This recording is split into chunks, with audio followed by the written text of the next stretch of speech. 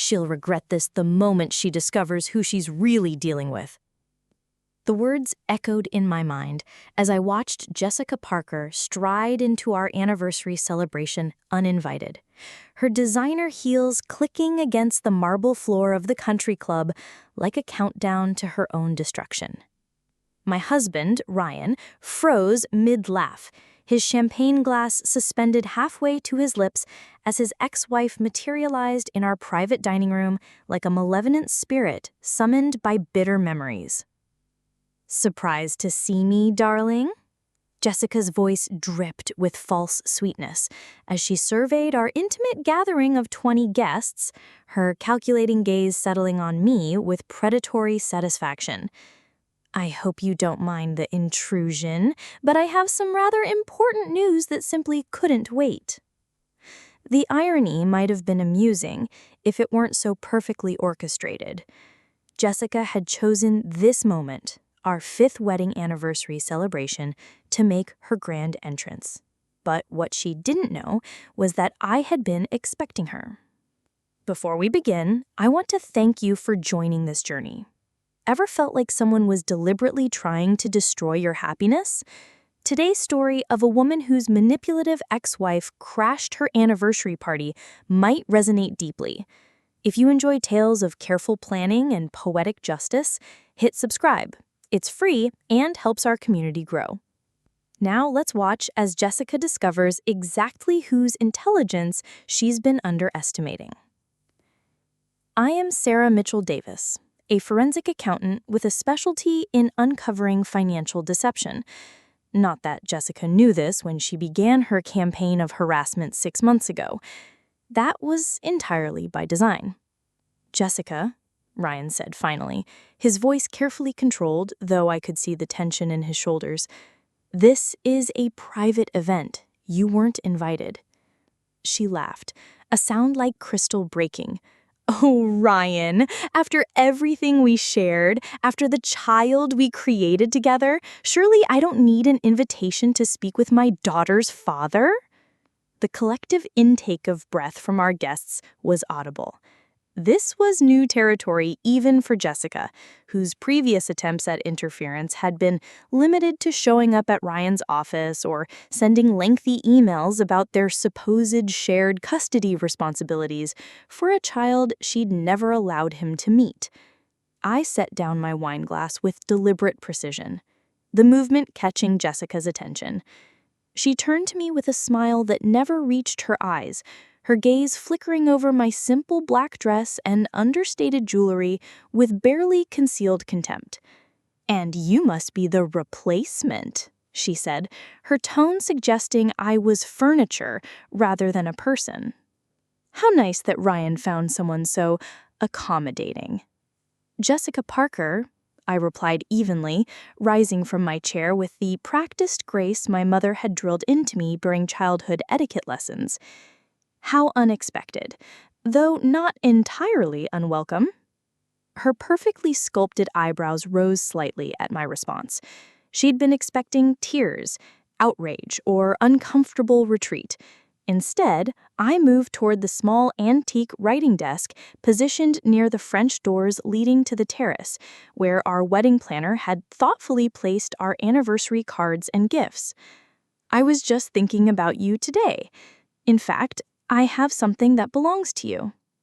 Jessica's confidence flickered for just a moment before reasserting itself. "I am afraid you're mistaken. I'm here to discuss something far more pressing than whatever little gift you might have prepared." She turned to address our guests, her voice gaining theatrical volume. "You see, Ryan has been hiding something rather significant from his current wife, something about the paternity of my daughter and his legal obligations." Ryan stood abruptly, his face flushing with anger. "Jessica, that's enough. You know perfectly well that—" "That what?" she interrupted triumphantly. "That you've been avoiding your responsibilities? That you've been pretending our daughter doesn't exist so you can play happy family with someone else?" The malicious satisfaction in her voice was palpable as she watched several of our guests exchange uncomfortable glances. This was her moment of triumph, the nuclear option she'd been saving for maximum impact. "I have documentation proving that Ryan is the biological father of my 5-year-old daughter," she announced, producing a manila folder from her oversized handbag. "Legal papers are being filed Monday morning for child support, custody arrangements, and retroactive financial responsibility." The silence that followed was deafening. I could see our friends and family processing this bombshell, wondering if there was truth to her claims, questioning everything they thought they knew about Ryan and our relationship. That's when I smiled. "How fascinating," I said, approaching her with the envelope still in my hand. "You know, Jessica, I've spent considerable time researching family law recently. Occupational hazard of being married to someone with such an interesting romantic history." Her eyes narrowed slightly as I stopped directly in front of her, close enough that only she could hear my next words. "I'm curious," I said quietly, my voice barely above a whisper. "When exactly did you plan to mention that the DNA test was falsified?" The color drained from her face so rapidly that for a moment I thought she might actually faint. Her grip on the manila folder tightened until her knuckles went white. I don't know what you're talking about," she managed, but her voice had lost its earlier conviction. "Of course you don't," I replied pleasantly, raising my voice so our guests could hear again, which is why I took the liberty of conducting my own investigation. I held up the envelope, noting how Jessica's gaze fixed on it with growing alarm. "You see, when someone threatens my family with fraudulent legal claims, I don't just get mad. I get thorough." The room was absolutely silent now, every guest riveted by the unfolding drama. Ryan watched me with a mixture of confusion and dawning admiration, finally understanding that his wife wasn't just an innocent victim in this scenario. "Ladies and gentlemen," I announced, turning to address our audience with the calm professionalism I brought to courtroom testimony, "I'd like to share some interesting findings about Miss Parker's recent accusations." I opened the envelope with deliberate ceremony, removing several documents that I'd had prepared weeks ago in anticipation of this exact moment. First, I began, holding up an official-looking document. "We have a cease and desist order for harassment, which Miss Parker's attorney will be receiving Monday morning, along with documentation of every unwanted contact, threat, and attempt at extortion over the past 6 months." Jessica took a step backward, her earlier bravado crumbling. "You can't prove harassment. I have every right to falsify paternity tests?" I interrupted smoothly. "Because that's what this second document addresses." I produced another paper, this one bearing the letterhead of a prominent DNA analysis laboratory. "These are the results of a comprehensive genetic analysis conducted using samples obtained during your daughter's recent pediatric visit." The folder slipped from Jessica's nerveless fingers, scattering papers across the marble floor. I could see the calculation in her eyes as she realized the implications of what I was saying. "You see," I continued conversationally, as though discussing the weather rather than dismantling someone's elaborate deception, "when you're married to a man who shares custody of his children from his first marriage, you occasionally interact with medical facilities. And when you're a forensic accountant who specializes in fraud investigation, you know exactly how to request legitimate testing when falsification is suspected." Ryan stared at me in amazement. "Sarah, are you saying that—" "I'm saying that Miss Parker's daughter is not biologically related to my husband," I announced clearly. "In fact, according to these results, the child's biological father is someone else entirely, someone whose identity Miss Parker has been quite deliberately concealing." Jessica's face had gone from pale to ashen. She looked around the room desperately, as though seeking an escape route that didn't exist. "That's impossible," she whispered. "The test clearly showed. The test you submitted to your attorney was fabricated. A rather sloppy fabrication, actually. The laboratory identification numbers don't match any legitimate testing facility, and the formatting is inconsistent with standard DNA reporting protocols. I pulled out a third document, this one thicker than the others. Which brings us to the most interesting discovery of all. Jessica made a small sound that might have been a whimper. During my investigation into the paternity fraud, I uncovered some fascinating financial records.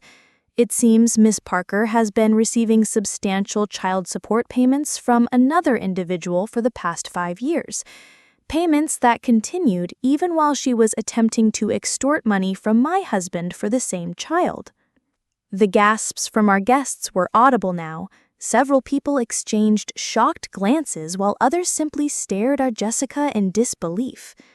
Double dipping, I believe they call it in legal circles, I continued relentlessly, filing false paternity claims against one man while collecting legitimate support from another. It's fraud, harassment, and extortion, all wrapped up in one tidy package. Jessica's composure finally shattered completely. "You have no right!" she shrieked, her carefully modulated voice rising to a pitch that made several guests wince. "You don't understand the situation." "Oh, I understand perfectly. I understand that you've been systematically harassing my family for months. I understand that you've been attempting to use a child as a weapon in some twisted revenge scheme against your ex-husband. And I understand that you thought you could intimidate me because you assumed I was just some naive woman who would crumble under pressure." I took a step closer to her, my voice dropping to a level that only she could hear. "What you failed to understand is that I've spent my entire career dismantling the financial schemes of people who think they're smarter than everyone else. You're not even particularly creative compared to most of them." Jessica's hands were shaking now as she stared at the documents I held. "What do you want?" she asked finally, her voice barely audible. "I want you to leave," I said simply. "I want you to stop contacting my husband, stop making false claims about paternity, and stop trying to insert yourself into our lives. The cease and desist order gives you 72 hours to comply, after which these findings will be forwarded to the district attorney's office for potential prosecution." She looked around the room one final time, taking in the expressions of shock, disgust, and pity on our guests' faces. The sophisticated, manipulative woman who had entered our celebration with such confidence had been replaced by someone who looked small and defeated. "This isn't over," she said weakly, though the words carried no conviction. "Yes," I replied firmly, "it is." Jessica bent to gather the scattered papers from her dropped folder, her movements clumsy and desperate. As she straightened, I held out the envelope containing all the legal documents. "Your copies," I said pleasantly. "I do hope you have a competent attorney, because you're going to need one." She snatched the envelope from my hand and stumbled toward the exit, her designer heels now sounding like a retreat rather than an advance. At the doorway, she turned back one final time, her face a mask of fury and humiliation. "You think you've won something," she spat, "but you don't know him like I do.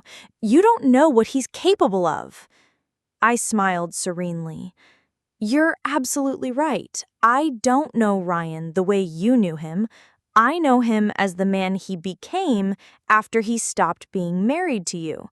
And that man is infinitely better than whatever you're trying to hold on to." With that final blow, Jessica Parker fled our anniversary celebration, leaving behind only the echo of her footsteps and the stunned silence of our guests. Ryan approached me slowly, his expression mixing awe with something that might have been concern. "Sarah," he said quietly, "how long have you been planning this?" "About 6 months," I admitted, accepting the glass of champagne he offered, "ever since her harassment started escalating. I knew she would eventually try something dramatic, and I wanted to be prepared." Our friend Emily, who had been sitting closest to the drama, finally found her voice. That was incredible. I had no idea you knew how to do all that investigative work. Forensic accounting, I explained with a shrug. It's amazing what you can uncover when someone leaves a paper trail. Jessica was so focused on her emotional manipulation that she forgot about the digital evidence she was creating with every threatening email and fraudulent document. The mood in the room began to shift as our guests processed what they had witnessed. The initial shock was giving way to a mixture of admiration and relief. Ryan raised his glass, his eyes meeting mine with newfound respect. "To my wife," he said loud enough for everyone to hear, "who apparently has been protecting our family in ways I never imagined." "To Sarah," the room chorused, and I felt a warmth that had nothing to do with the champagne. But even as I accepted the congratulations and enjoyed the remainder of our anniversary celebration, I couldn't shake the feeling that Jessica's parting words had carried a weight beyond mere spite. Her reference to knowing Ryan in ways I didn't felt less like empty threats and more like a warning. That night, after our guests had departed and the staff had finished cleaning up, Ryan and I sat on our terrace overlooking the city lights. The evening had ended on a triumphant note, but I could sense an underlying tension in his posture. "There's something you're not telling me," I said finally, setting down my wine glass and turning to face him directly. He was quiet for a long moment, staring out at the skyline as though seeking answers in the distant windows of other people's lives. "Jessica wasn't entirely wrong," he said eventually, "about me being different when I was married to her, about there being things you don't know." I felt a chill that had nothing to do with the evening breeze. "What kind of things?" Ryan stood and walked to the railing, gripping it with both hands. "The kind of things that made me understand why she might have believed her threats would work tonight." He turned back to me, his expression heavy with something I'd never seen before. Shame, perhaps. Or fear. "When I was married to Jessica, I wasn't a good man, Sarah. I was weak, manipulative, and I let her turn me into someone I didn't recognize. The divorce wasn't just about incompatibility. It was about the fact that we brought out the absolute worst in each other." I remained silent, sensing that this confession had been building for a long time. She knows things about my behavior during our marriage that could be problematic if they became public. Business decisions I made that weren't entirely ethical. Personal choices that weren't entirely legal. Nothing criminal, he added quickly, but enough to damage my reputation and potentially affect my business partnerships. The weight of his revelation settled between us like a physical presence. My brilliant strategy for dismantling Jessica's current scheme had been based on the assumption that her threats were purely vindictive. I hadn't considered that they might also be founded on legitimate leverage. "Are you telling me that tonight's victory might be temporary?" I asked carefully. "I'm telling you that Jessica is dangerous in ways that go beyond false paternity claims," he replied. "And now that you've humiliated her publicly, she's going to be looking for revenge." As if summoned by our conversation, my phone buzzed with a text message from an unknown number. I glanced at the screen and felt my blood run cold. "Enjoyed your little performance tonight. Too bad you don't know about the Pinnacle account. Sleep well. Jay." I showed Ryan the message, watching his face pale as he read it. "What's the Pinnacle account?" I asked, though his expression had already told me I didn't want to know the answer. "Something that could destroy everything we've built," he whispered. "Something I thought was buried so deep that no one would ever find it." The triumphant glow of the evening's events began to fade as I realized that our real battle with Jessica Parker was just beginning. She had retreated tonight, but she hadn't surrendered, and now she knew exactly how dangerous I could be when provoked. I picked up my phone and began typing a response to her message, my finger steady despite the implications of what I was committing to. Game on.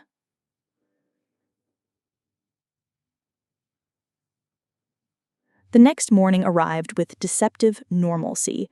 Sunlight streamed through our bedroom windows, birds chirped in the garden, and the newspaper contained no mention of anniversary celebrations or of vindictive ex-wives. But the undercurrent of tension from the previous night's revelations colored everything. Ryan had been up before dawn, pacing the study with his phone pressed to his ear in urgent conversations with his attorney, his accountant, and what sounded like a private security firm.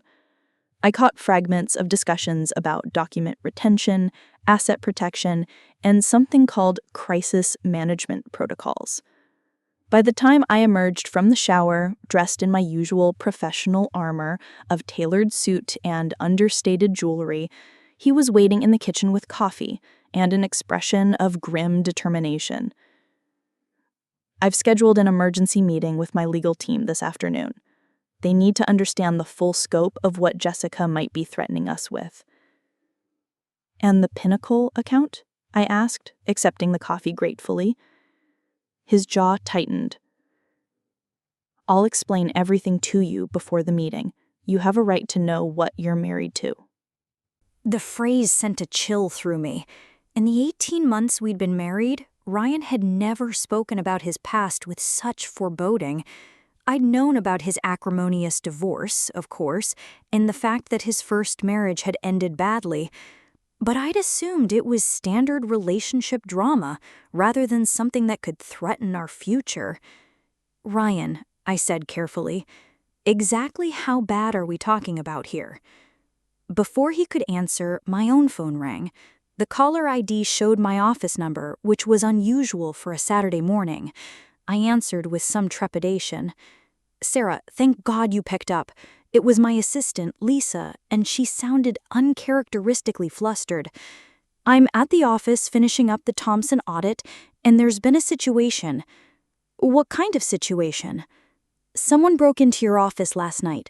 The police are here, and they need to speak with you immediately. I glanced at Ryan, who had clearly overheard enough to understand the implications. Jessica wasn't just threatening us with past secrets, she was actively escalating her campaign. Did they take anything? I asked, already reaching for my car keys. That's the strange part, Lisa replied. Nothing obvious is missing, but all your filing cabinets were opened, and it looks like someone photographed documents rather than stealing them. The significance of this detail wasn't lost on me. Physical theft would have been reported to insurance companies and left a clear trail. Photographing documents suggested someone was building a case or gathering ammunition for future use. I'll be there in 20 minutes, I said, ending the call. Ryan was already putting on his jacket. I'm coming with you. This might not be related to Jessica, though I didn't believe my own words. It's related, he replied grimly. The timing is too convenient to be coincidental. The drive to my office building was conducted in tense silence, both of us lost in our own thoughts about what this latest development might mean. I found myself mentally cataloging the contents of my office, trying to determine what information Jessica might have been seeking. My work as a forensic accountant meant I had access to sensitive financial records for numerous clients, but all of that information was protected by attorney-client privilege and stored in encrypted digital formats rather than physical files. What could she have been looking for that would be worth the risk of breaking and entering? The answer hit me just as we pulled into the parking garage. She wasn't looking for client information, I said suddenly. She was looking for personal information. About you. About us. Ryan's hands tightened on the steering wheel. What kind of personal information do you keep at your office? I admitted, reluctantly. Background checks. When we got engaged, I ran comprehensive financial and legal background checks on both of us for the prenuptial agreement. Nothing invasive, just standard due diligence. But if Jessica found those files, she'd know exactly what you discovered about my past, and more importantly, what you didn't discover. We sat in the car for a moment, both of us processing the implications.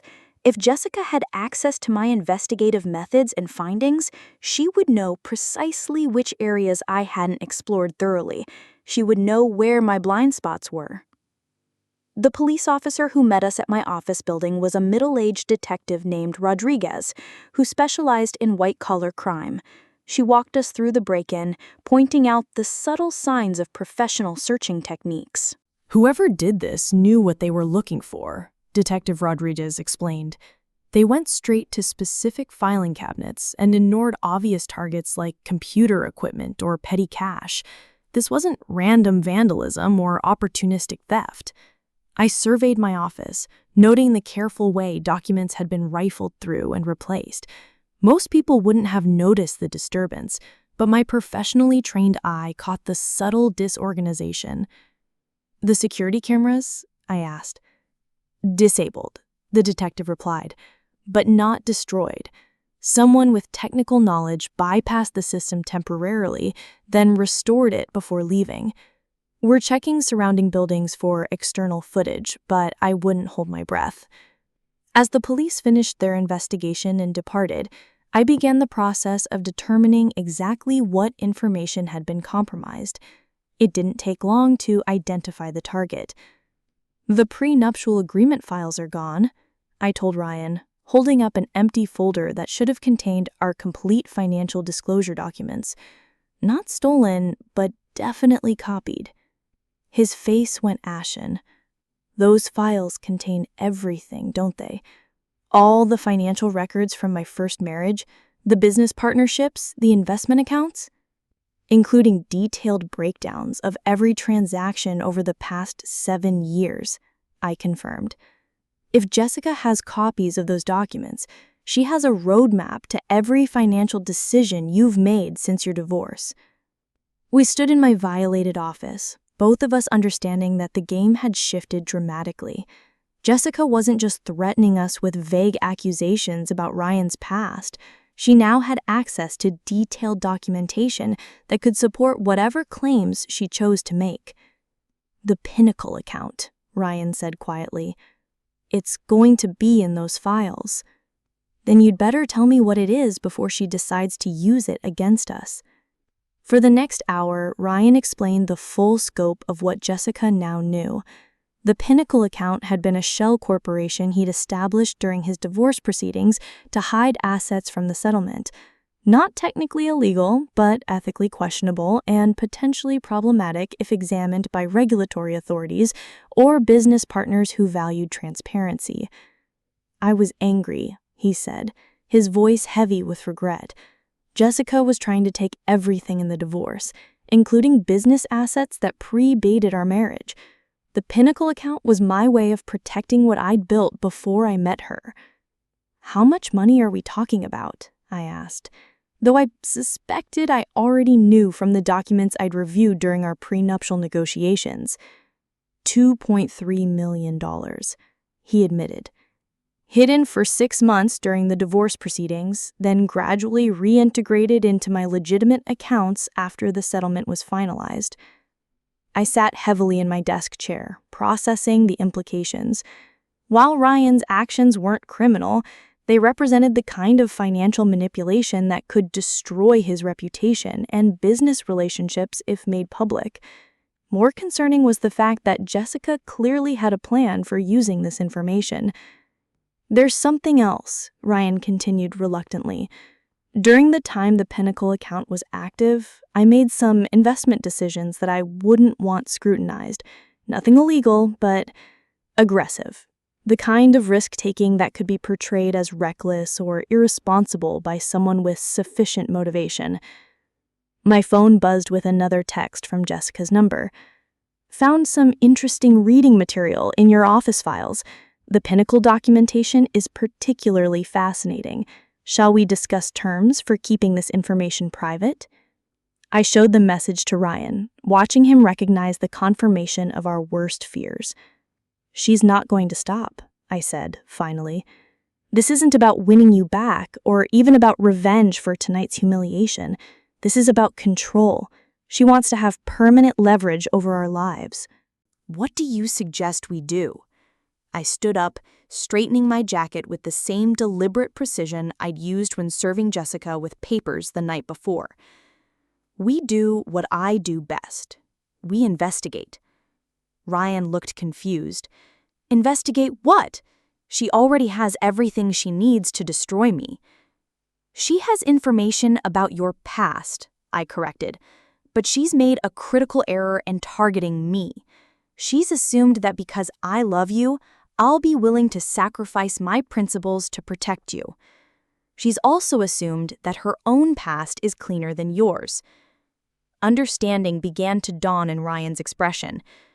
You want to dig into Jessica's history. I want to understand exactly what kind of person we're dealing with.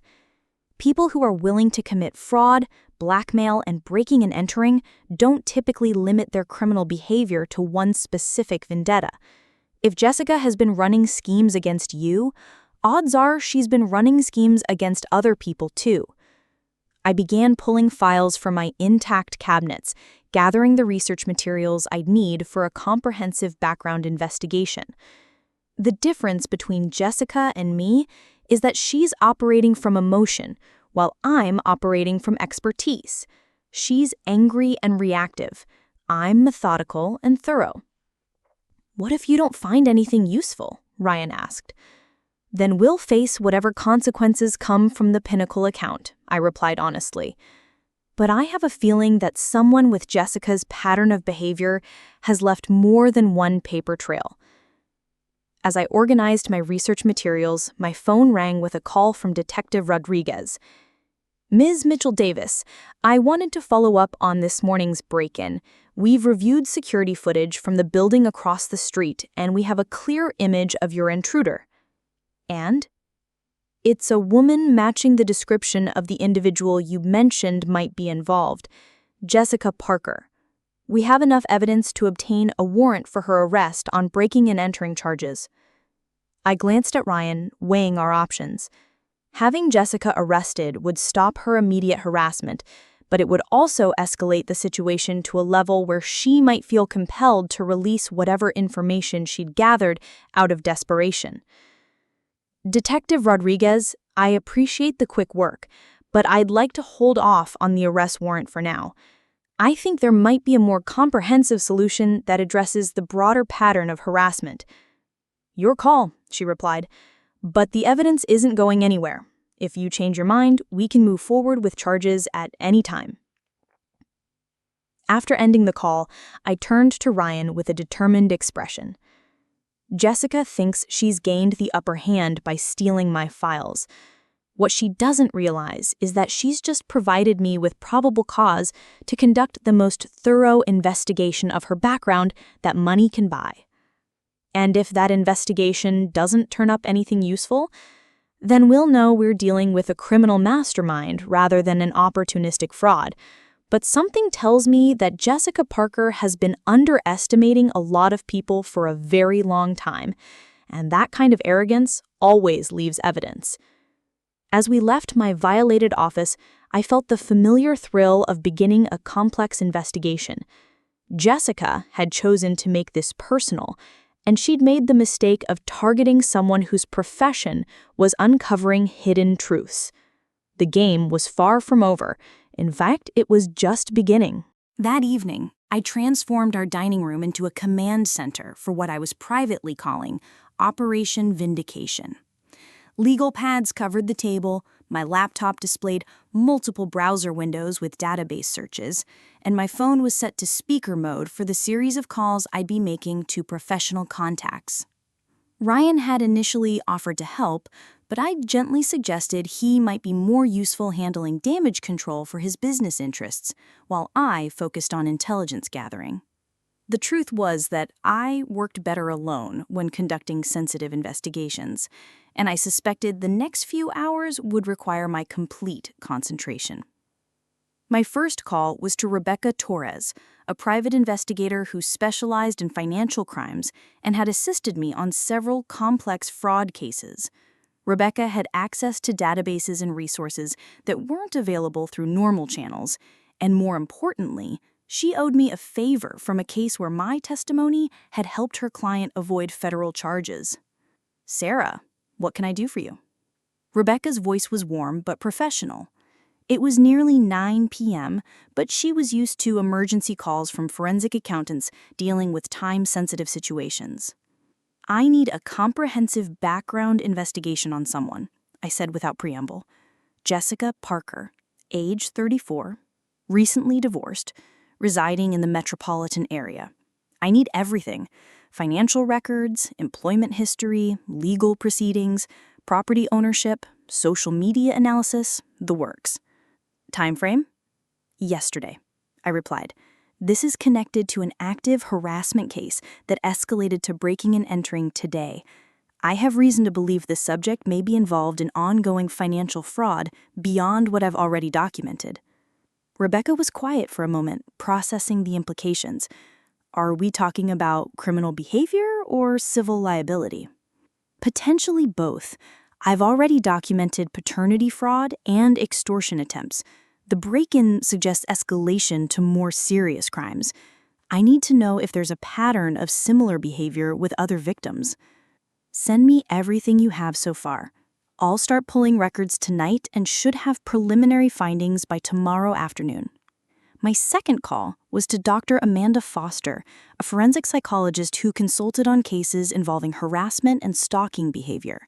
Amanda's expertise in behavioral analysis had proven invaluable in previous cases where understanding the perpetrator's mindset was crucial to predicting their next moves.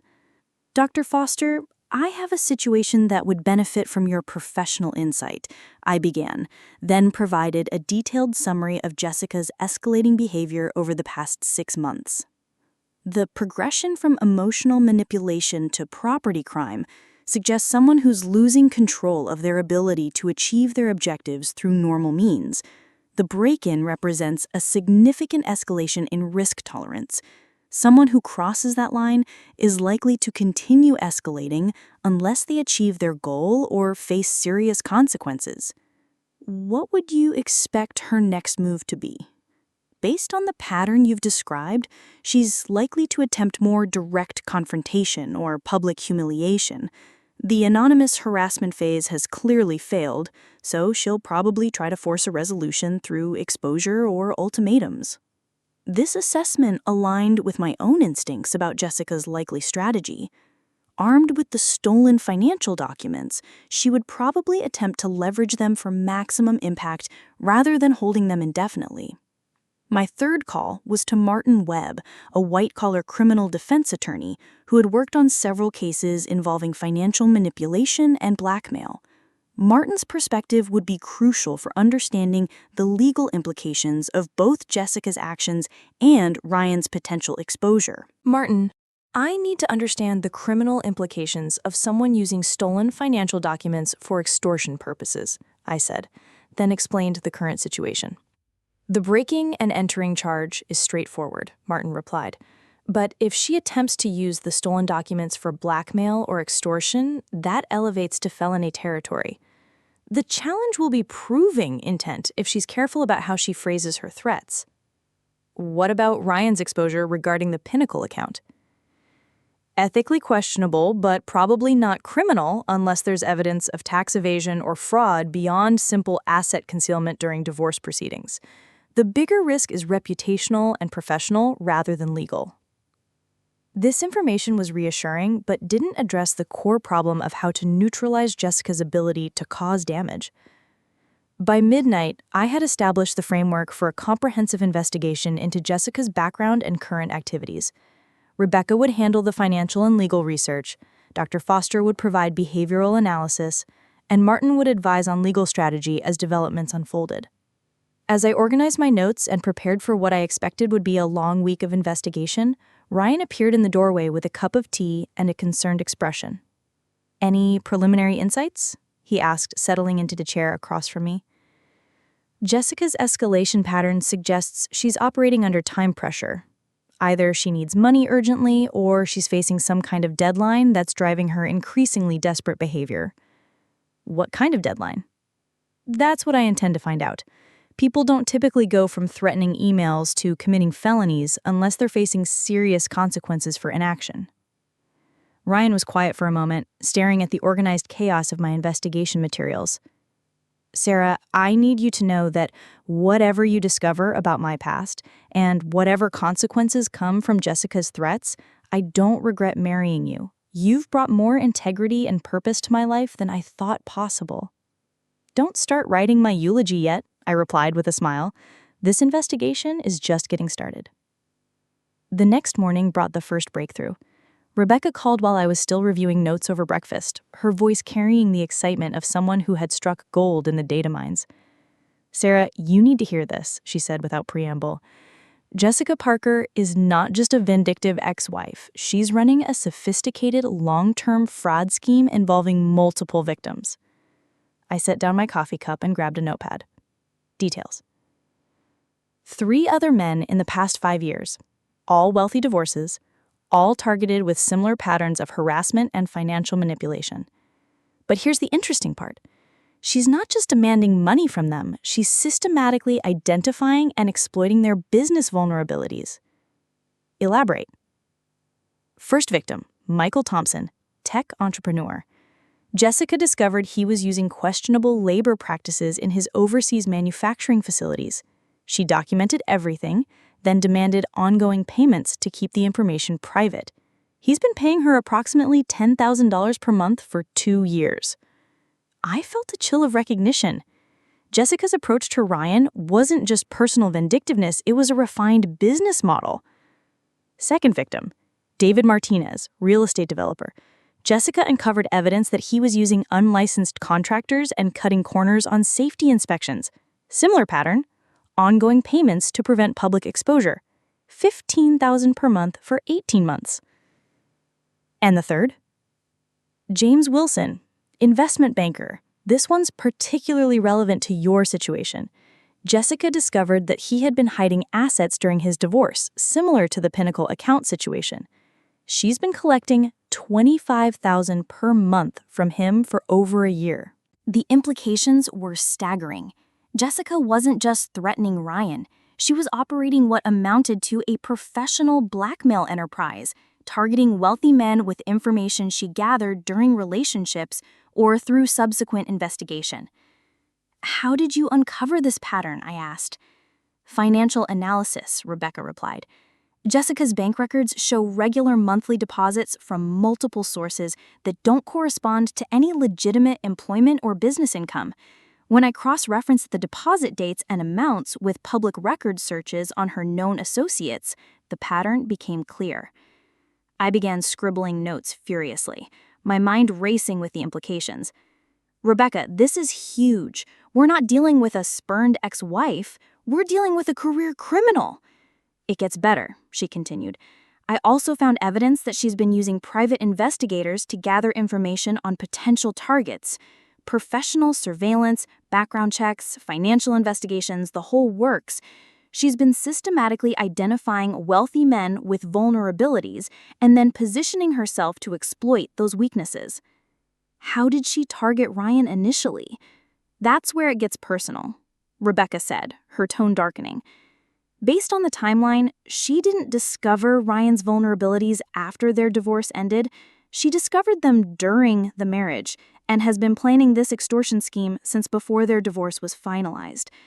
The betrayal was breathtaking in its calculation. Jessica hadn't just been a bad wife. She had been conducting reconnaissance for a future criminal enterprise while still married to Ryan. "There's more," Rebecca continued. "I found records suggesting she's been expanding her operation. She's currently investigating at least 2 additional targets, both recent divorces with significant assets." "Do we have enough evidence to take this to law enforcement?" We have enough to interest them, but building a prosecutable case will require cooperation from her other victims. And there's the problem. Most of them probably don't want their secrets exposed, even if it means stopping Jessica. This was the challenge I had anticipated. Jessica's victims were trapped in a web of mutually assured destruction, unable to seek help without risking the very exposure they were paying to prevent. Rebecca, I need you to prepare a comprehensive report documenting everything you found. I'm going to approach this from a different angle. After ending the call, I sat in our dining room command center, staring at the growing pile of evidence against Jessica.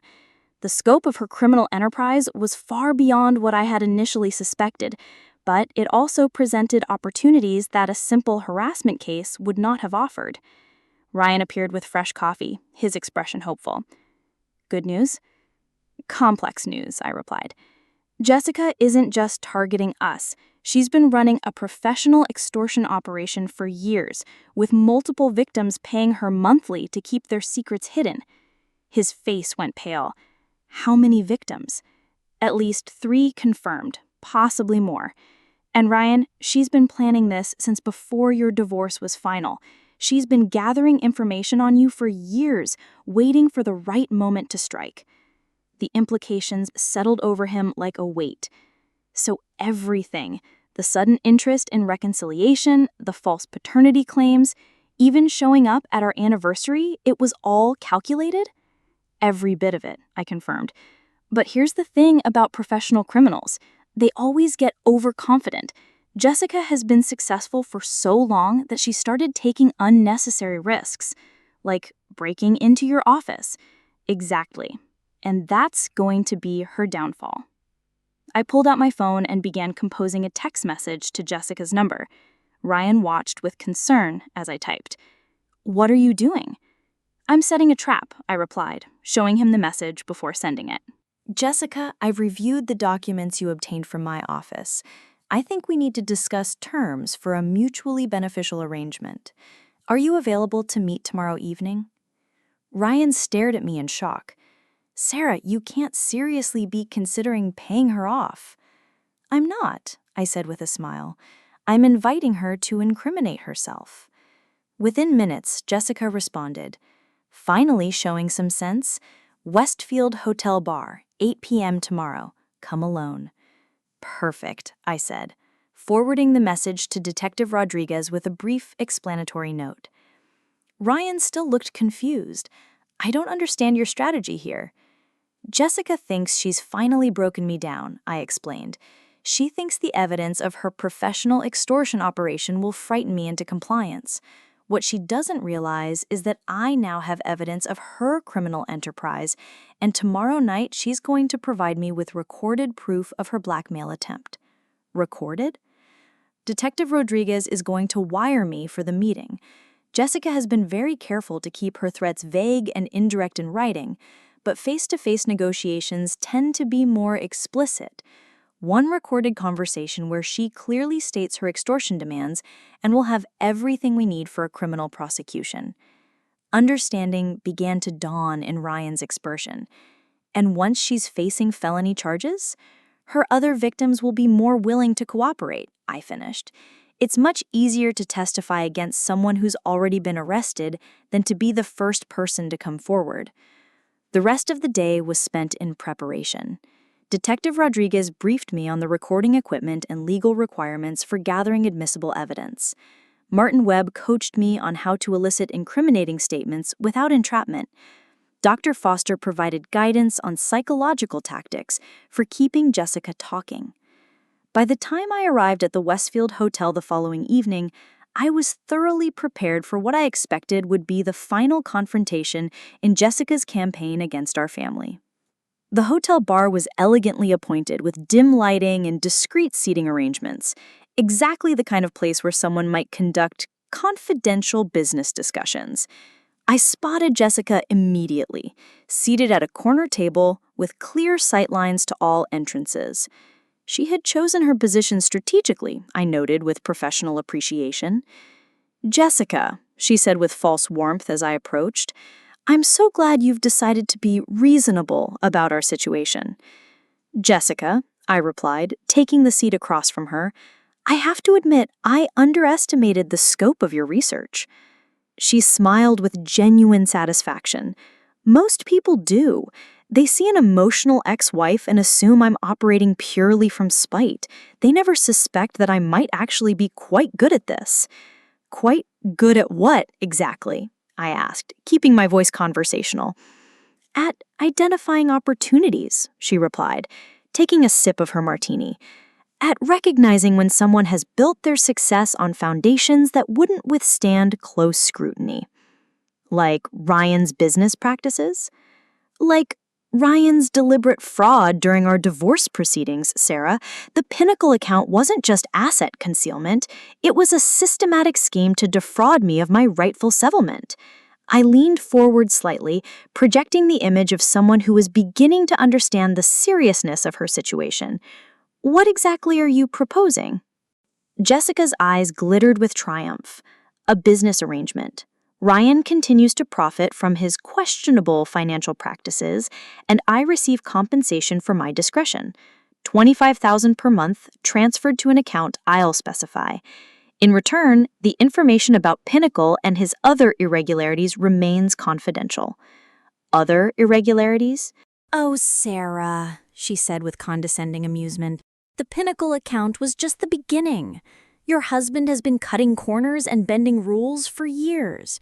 Tax avoidance schemes, regulatory violations, partnership agreements that wouldn't survive government scrutiny.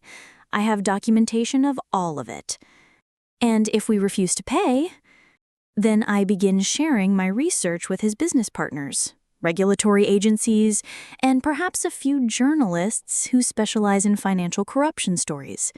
Ryan's reputation would be destroyed within weeks. The recording device hidden in my purse was capturing every word of her explicit extortion demands. Jessica was so confident in her position that she wasn't even attempting to couch her threats in vague language. $25,000 per month seems like a substantial amount, I said carefully.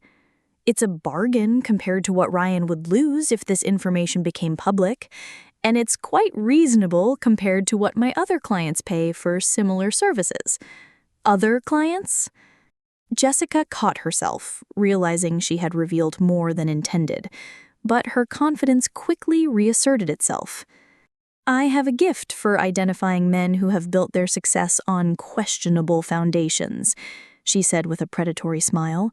And I've learned that most of them preferred to pay for discretion rather than face public scrutiny. How many other clients do you have? Enough to maintain a very comfortable lifestyle, she replied evasively. But let's focus on your situation. Do we have an agreement?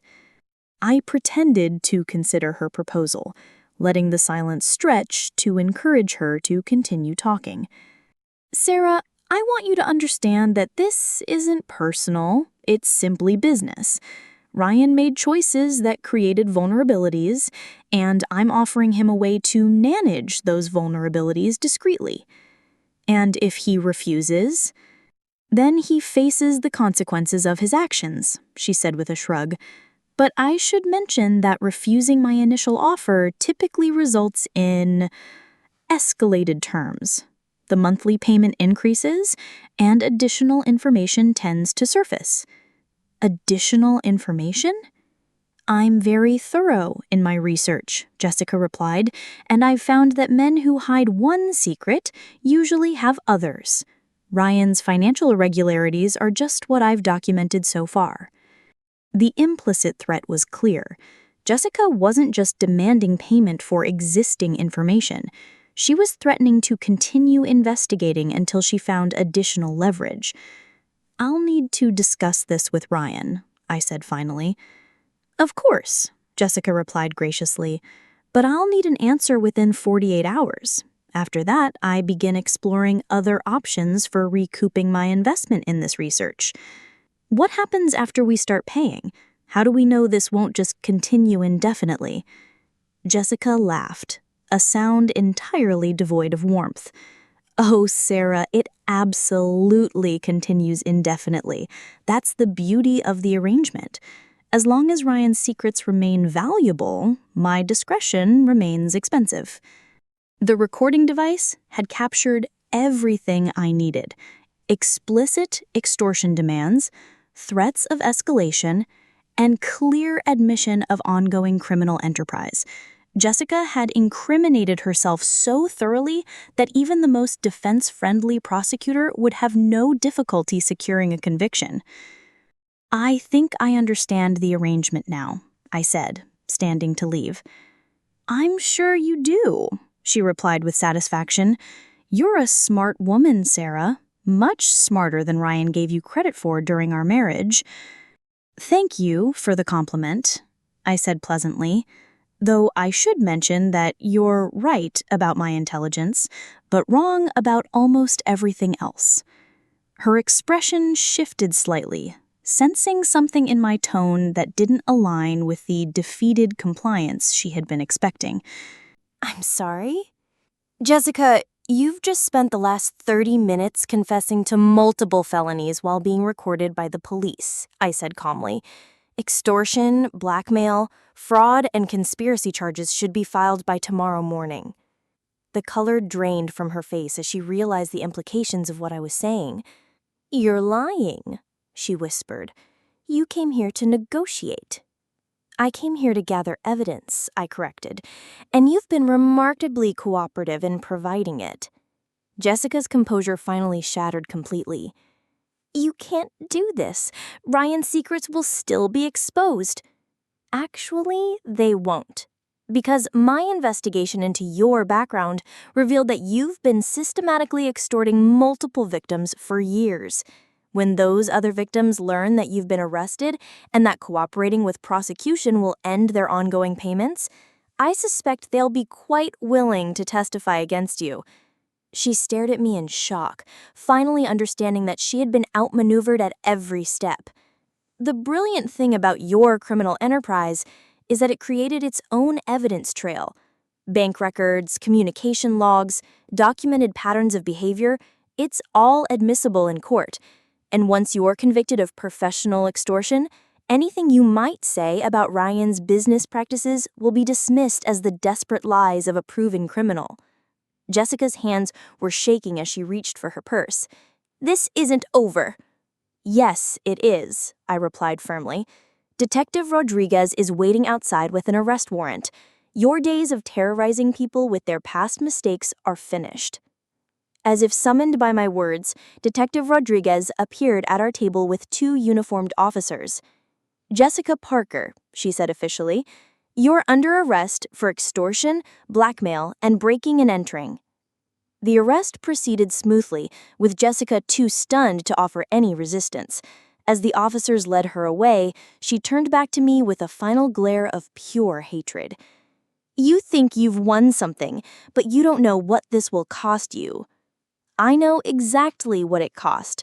1 anniversary dinner and a few days of investigation. Quite reasonable, considering what you were planning to charge us monthly." 3 weeks later, Ryan and I were back at the same country club, hosting a much more relaxed dinner party for the friends and family who had witnessed Jessica's dramatic entrance on our anniversary. The atmosphere was celebratory rather than tense, and the conversation flowed freely without the undercurrent of threat that had colored our previous gathering. Jessica's arrest had indeed triggered cooperation from her other victims, just as I had predicted. Faced with the choice between testifying against her and continuing to pay monthly extortion fees indefinitely, all 3 men had chosen to work with prosecutors. The evidence was so overwhelming that Jessica's attorney was already negotiating a plea agreement rather than risking trial. "So, what happens next?" asked Emily, the friend who had witnessed the original confrontation. "Jessica will probably serve 3 to 5 years in federal prison. The plea agreement will require her to make full restitution to her victims and surrender all documentation she gathered during her criminal enterprise." "And Ryan's business concerns?" Ryan answered this question himself. "Surprisingly minimal. Once the prosecutor's office reviewed the actual evidence rather than Jessica's inflammatory interpretations, they determined that the Pinnacle account, while ethically questionable, didn't constitute criminal behavior. I voluntarily submitted to a complete audit by an independent accounting firm to ensure full compliance going forward. The beauty of Jessica's downfall, I added, is that her criminal conviction completely destroyed her credibility. Even if she wanted to release damaging information about her victims out of spite, no one would believe the word of a convicted extortionist. Dr. Foster, who had joined us for dinner as a thank you for her consultation, offered her professional perspective. This case is actually a textbook example of how criminal overconfidence leads to downfall. Jessica became so successful at her extortion scheme that she stopped taking appropriate precautions. She assumed her victims would always choose compliance over resistance. What she didn't account for, Martin Webb added, was encountering someone with the professional skills to investigate her background and the personal motivation to see it through to the end. Ryan raised his glass for a toast. To my wife, who protected our family in ways I never imagined possible. To Sarah, the room chorused, just as they had 3 weeks earlier. But this time, there was no underlying tension, no sense of unfinished business. Jessica's threat had been neutralized completely, and our future was secure. Later that evening, as Ryan and I sat on our terrace, enjoying the peaceful conclusion to what had been an extraordinarily stressful month, I reflected on the lessons learned from the entire experience. "Do you regret anything about how we handled this?" Ryan asked. "I regret that I made the choice to escalate from harassment to criminal behavior. We simply responded appropriately to the threat she represented." "She was right about one thing," Ryan said quietly. "You really are much smarter than I gave you credit for when I was married to her." "I'm the same person I've always been, but Jessica made the mistake of assuming that loving you would make me weak rather than fierce." We sat in comfortable silence, watching the city lights twinkle in the distance. The anniversary celebration that had been crashed by Ryan's vengeful ex-wife had ultimately become the beginning of her downfall. Jessica's attempt to destroy our happiness had instead resulted in the complete destruction of her criminal enterprise and her freedom. Sometimes the best revenge really is justice served properly. The epilogue to our story came 6 months later, when Detective Rodriguez called to inform me that Jessica's case had helped federal authorities uncover a larger network of similar extortion schemes. Jessica had apparently been sharing techniques and targets with other criminals, creating what amounted to a professional community of blackmailers and extortionists. Your case was the thread that helped us unravel the entire operation. Jessica's conviction led to 7 additional arrests and the recovery of over $2 million in extortion payments. The satisfaction of knowing that our confrontation with Jessica had helped protect other potential victims was deeply rewarding. What had begun as a personal attack on our marriage had become a law enforcement success story that would prevent numerous other families from experiencing similar harassment. Ryan's business not only survived the scrutiny, but actually benefited from the voluntary transparency measures he implemented following the investigation. His willingness to address past mistakes and commit to higher ethical standards impressed both partners and clients, ultimately strengthening his professional reputation. As for Jessica herself, she was sentenced to 4 years in federal prison, followed by 3 years of supervised probation. The judge noted during sentencing that her sophisticated criminal enterprise and lack of remorse for the emotional damage inflicted on her victims warranted the maximum penalty allowed under the plea agreement. Our marriage emerged from the crisis stronger than ever.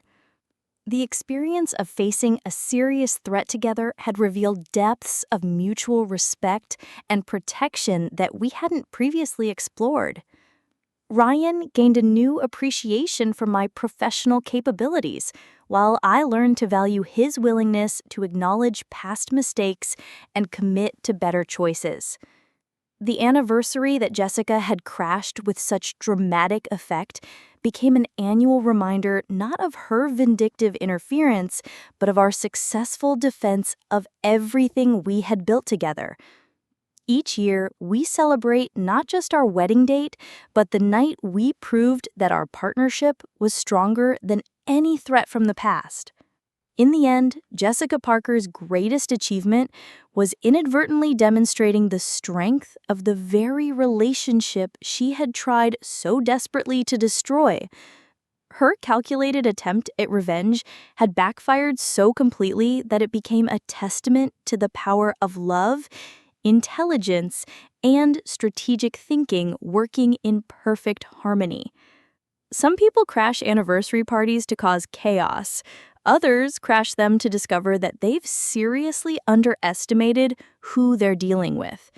Jessica learned the hard way which category she fell into, and the lesson cost her everything she thought she had gained through years of criminal manipulation. The moral of our story is simple. When someone threatens your family, you can either be a victim or you can be a forensic accountant with a very particular set of skills. I chose the latter, and Jessica never recovered from the choice I made. As I always tell my clients, the truth has a way of surfacing eventually. Sometimes it just needs a little professional assistance to find its way into the light. In Jessica's case, that assistance came gift-wrapped in a cream-colored envelope served at an anniversary celebration she'll never forget. She definitely regretted discovering who she was really dealing with, and I definitely don't regret showing her.